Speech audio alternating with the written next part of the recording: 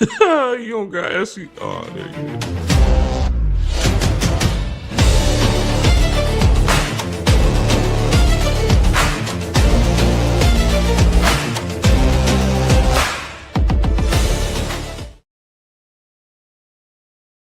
Ladies and gentlemen across the world, we appreciate everyone tuning in this early morning into the afternoon. And we are here. This is your boy Mossberg, and I'm here with my guy. It is the 614 Ben. Stay tuned for more coming on that with my man Post Game, all the way from South Bend, Bending Air. And we are here talking game one. How is it? How you feeling today? Good afternoon, Post. You've been rumbling, we've been rumbling since last night. It's great to see you and bring this great talk to the people today. How you feeling today? Man, it's great to see you, my guy. I feel wonderful. A lot of good basketball action as of late. The Oklahoma City Thunder and the San Antonio Spurs is a must-see playoff series that us basketball has been fiending to see, and it did deliver last night.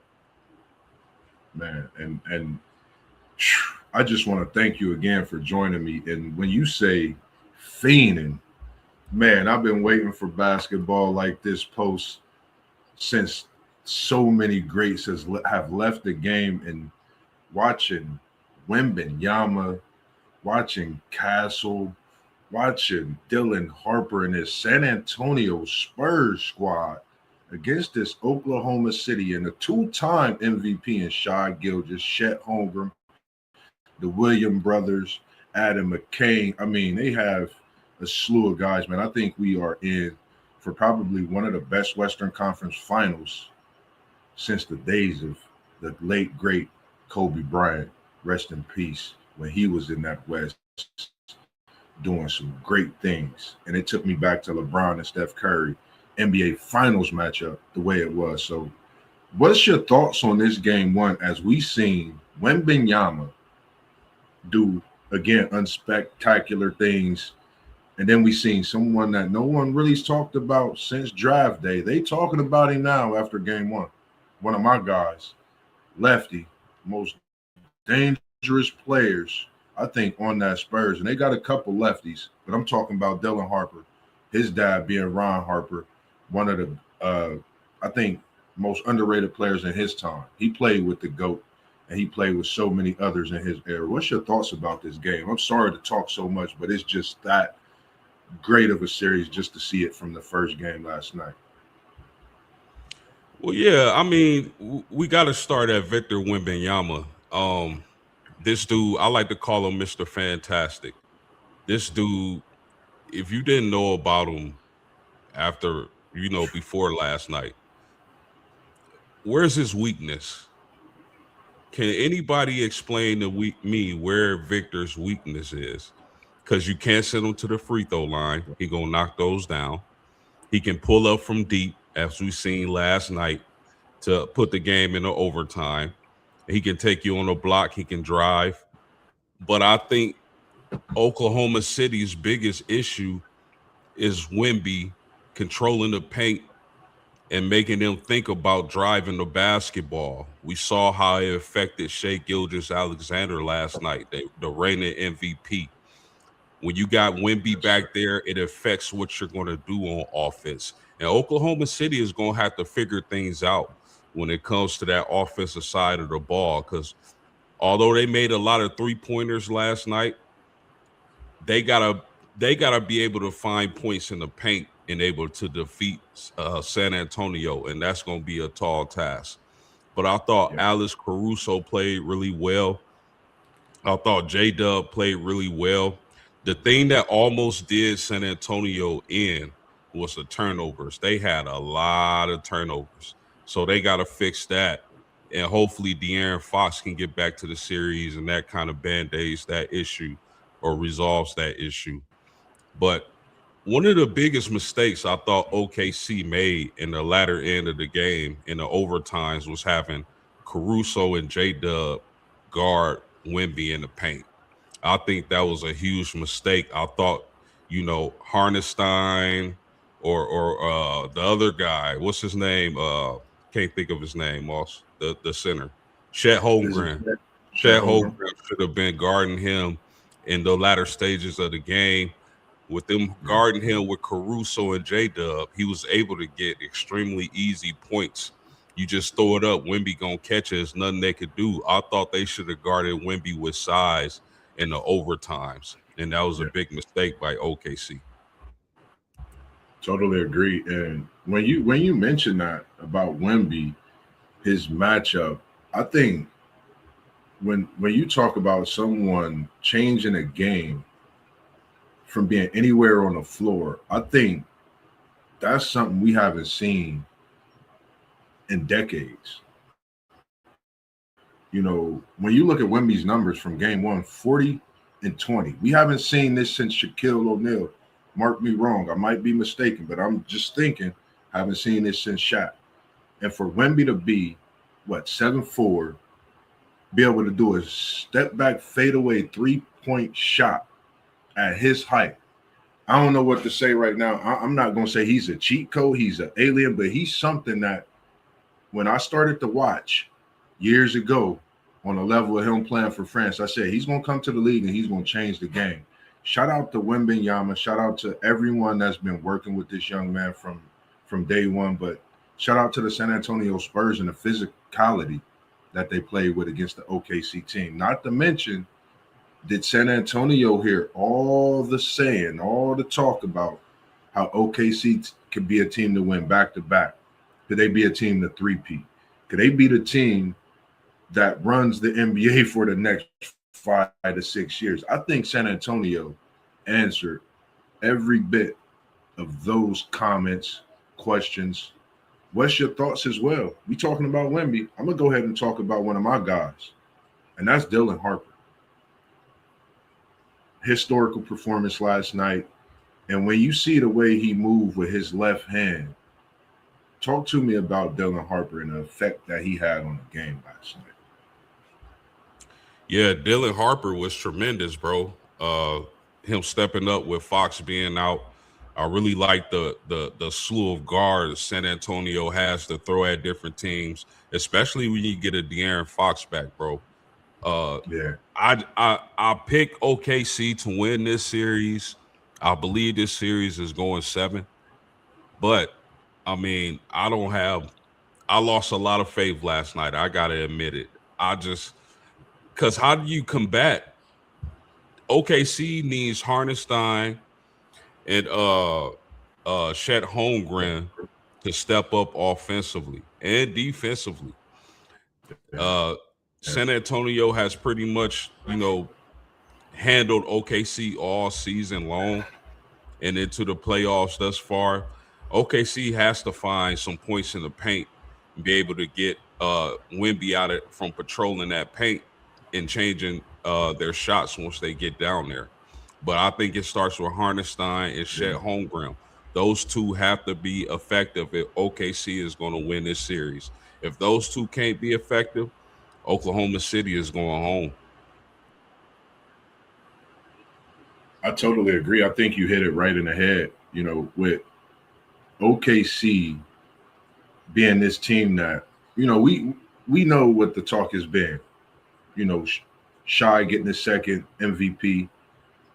OKC having this team that goes about 12. They could go as deep. 2 starting fives. So for me, it's San Antonio. Like I said, they've heard these things and they've matched up against it. Now, what is OKC going to do to counter? They have to play bigger. Shet has to be a bigger problem in the paint. Hartenstein, we have to see what we seen in New York for him to get that big contract and come over to OKC. This is why they gave you that money. This is where you have to show up. I think at this time in the season, at this point, you're trying to get to back-to-back NBA finals. It's not an easy task. And facing Wembanyama, I mean, you can go down the line as much as you talk about OKC with this San Antonio Spurs team. Mind you, they got this big win without De'Aaron Fox. Double overtime. Wemby goes for 40. You see Dylan Harper on record-setting performance. Then you see Castle out there with a mean double-double. And if anybody really watching Castle, during that first half, if you notice that second or third quarter when he missed a few of those shots, his intensity on defense, but is not to find the offensive player and give up that ball. Where do you see that from a young player every day? The way they're building this young core in San Antonio, we've seen what they did with the Twin Towers. They got multiple titles.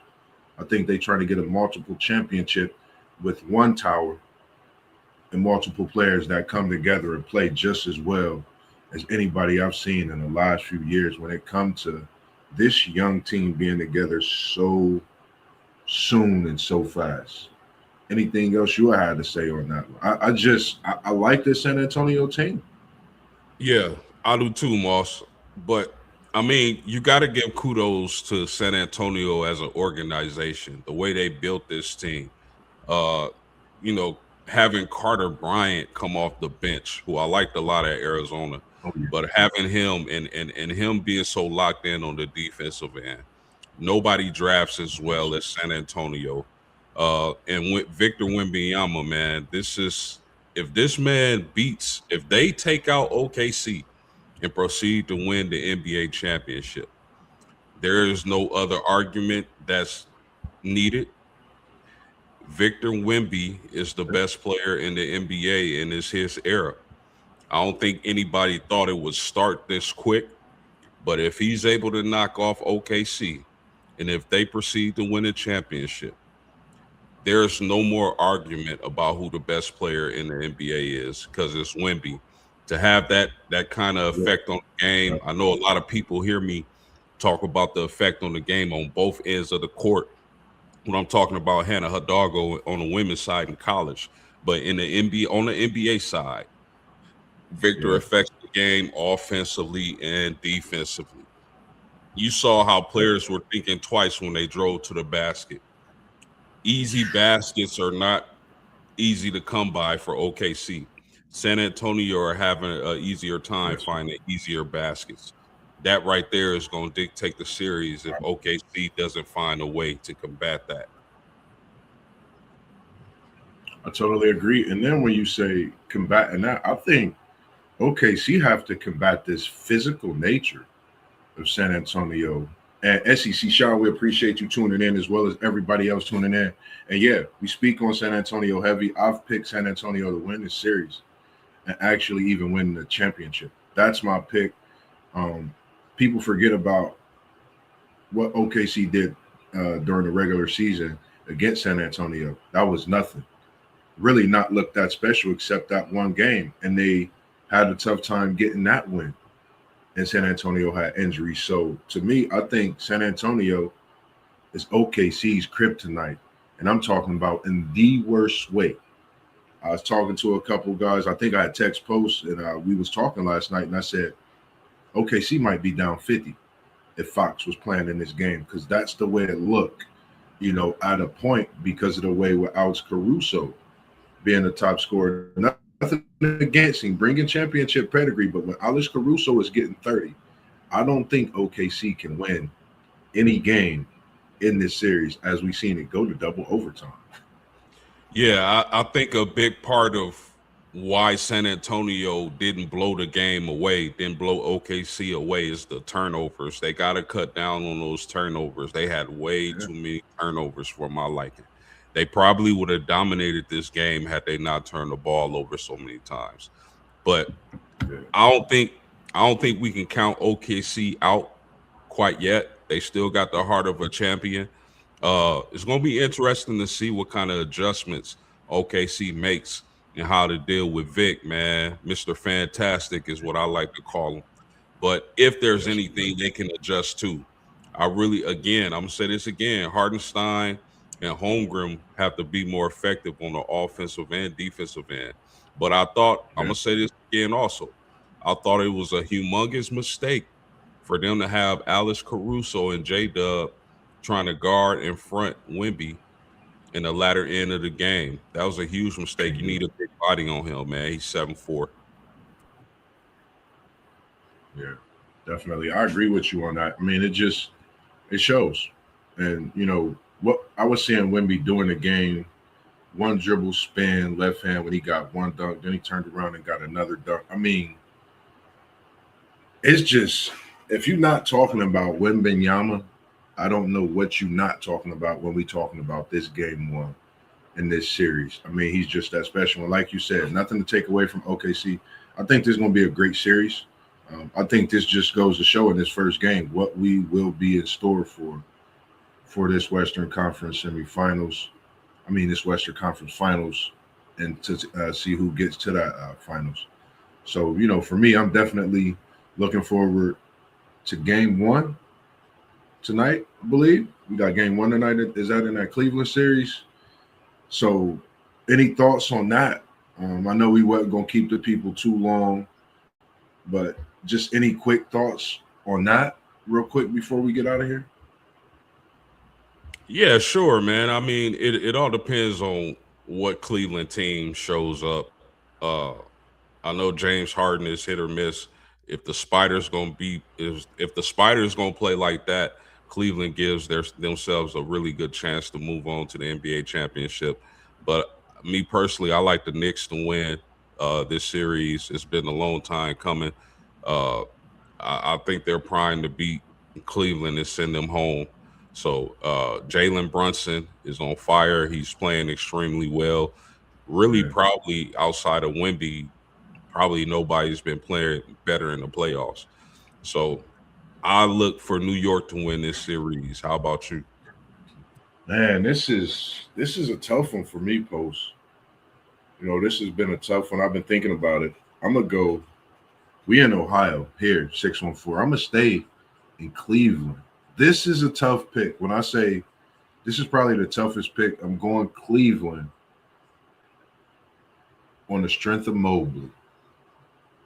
I've liking the way Mobley has been playing this playoffs. I think the way he stepped up.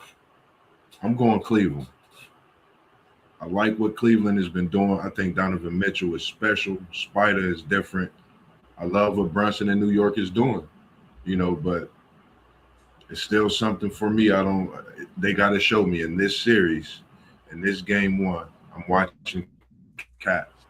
Carl Anthony Towns is the player I'm locked in and loaded and watching to see how he do. And that's going to be, I think the biggest thing for this series, how Cat grows, how he plays, and controls that middle. Yeah, definitely. I can see Cat being a huge factor. I can see OG Anobi being a huge factor. To me, So, the Mobley has to bring his offense, man. He has to be a dude. To me, in order for Cleveland to be successful in this series, it has to be Spider, it has to be Mobley, then the other guys. Mobley has to attack, he has to be aggressive on the offensive end. And we can say the same thing about Big Cat Moss. He has to yeah. be aggressive, he has to dominate the paint and not settle for so many three-pointers that we see him do sometimes. But the way Brunson is playing, man, I just think could possibly be the next time. Yeah, I agree with you. And, just thinking about that just made me thinking about the two left-hand battle, Brunson and Harden, man. Two guys that's been, to a few teams and they trying to get to that, prestigious title and that NBA trophy. You know what it means to hold that up and get to those finals on the western side or the eastern side. So definitely looking forward to this battle, man. But most importantly, we see SEC shine. He said he got the Knicks in 6. We're gonna make sure that we get all this down. But man, I can't tell you, man, great show. Appreciate you joining us today. Other than that, man, stay tuned in tonight. We live with the guys, WTP Sports Dudes, 7:45. This is Moss and Post, and we out. Peace. We love it.